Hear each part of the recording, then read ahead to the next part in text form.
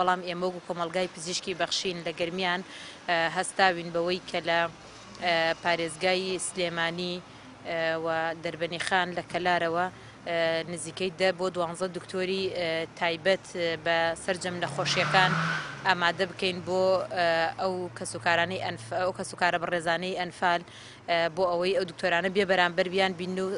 پشکنی نەخۆشیەکانیان بکەن. سەرڕای سەرجەم ئەو بەشانەی کە دابینمان کردووە و پسپۆڕەکانی هەناوی، ژنان، مناڵان،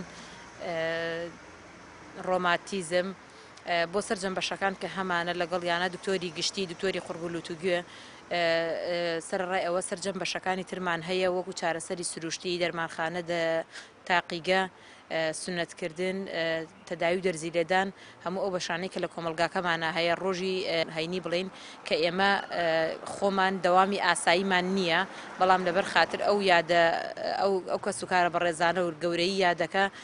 ئێمە سەرجەم کارمەند و بەشەکانمان خستۆتە خزمەتی ئەو یادە و پشت بەخوای گەورە هاوکارێکی باشیانە.